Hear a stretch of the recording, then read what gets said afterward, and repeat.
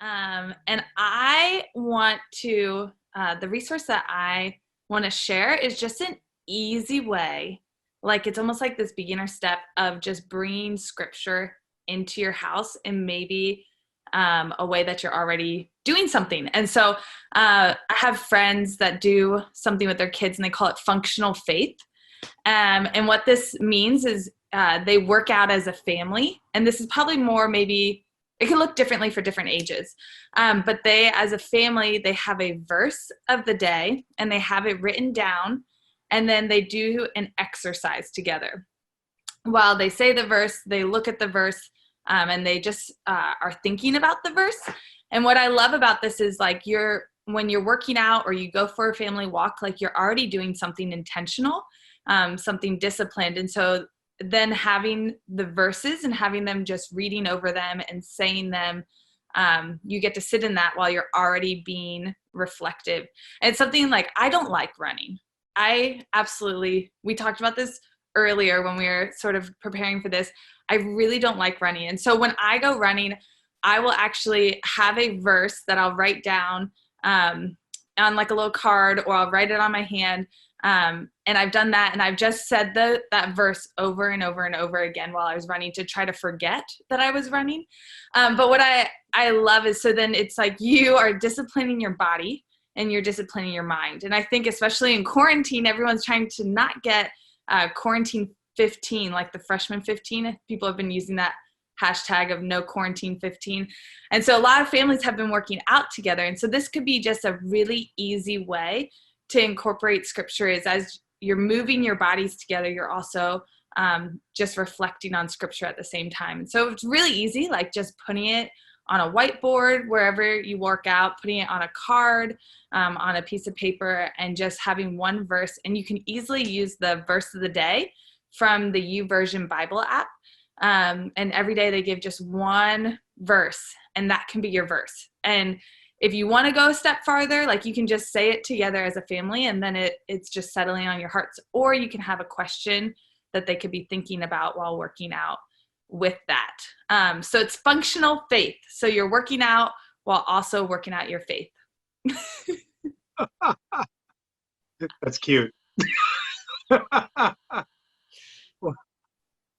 Well, I love that because it's like a moving prayer in a way. It's like you're focusing on that scripture and then you're moving your body.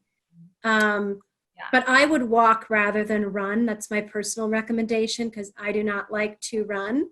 Yeah. And so, yeah, but I really like that. Thanks, Shelley.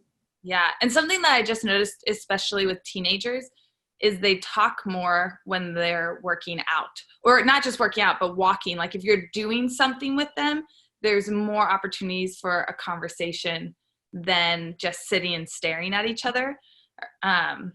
So that's, I've always find most effective is like, have gone with students before quarantine and we go take our dogs for a walk together and bring up a verse and talk about it, and they're more likely to talk because they don't have to stare at you in the face. They have something else that they're doing that then, yeah. So you, like you read the verse or you read it like just before you leave. Is that what you're saying? Or, because I am extremely forgetful. Yeah. How do you get it in there to begin with? Because I know in the first quarter mile, I would have forgotten half the words. Totally. And I'm a visual learner. And so if I work out and have it, I can like write it down somewhere or write it on your skin, like marathon runners write stuff on their skin. Uh-huh. Or you could have a card that you could have and look at if you take like a break as you go. I'm totally a visual. I'm not. And I'm not good at memorizing scripture. And so this is the one way that I do. You got to find people who are good at memorizing things and bring them with you. Yes. And then they'll say, oh, remember this? And even if you just remember one word in it, I think is helpful. Yeah. I have a divisional coordinator who will take a stack of 3x5s with him when he goes on like long runs and prays for his whole division that way. So I'm sure if you can take a stack of 3x5s and go through them and pray for people, carrying a little slip of paper while you're running or walking or whatever, I'm sure even if it just to like, if you just happen to forget it, you look at it as a cheat sheet. And I know some people have home gyms in their like garage or one of their rooms. And if you just get like a whiteboard and you can put it on there, and then that's this family that does functional faith together. That's what they do, is they write on a whiteboard. And then I think with you, the one thing you said about that it's a lot easier and more natural to do it when you're out and about doing something. It's easier to talk about these things. It's so true. I mean, it is, we all have these dreams of us getting, teenagers or our children together around a table talking about deep things. And like, I mean, did we not forget when we were 15 how much we loved doing that? We did, so. And your exercise could be throwing a Frisbee, and maybe it's written on the Frisbee. Yeah. Yeah, that was going to be my question, is like, when I was a teenager, I hated physical activity. So what do you do if you've got students in your home that are like, nope? So Frisbee, any other creative ideas?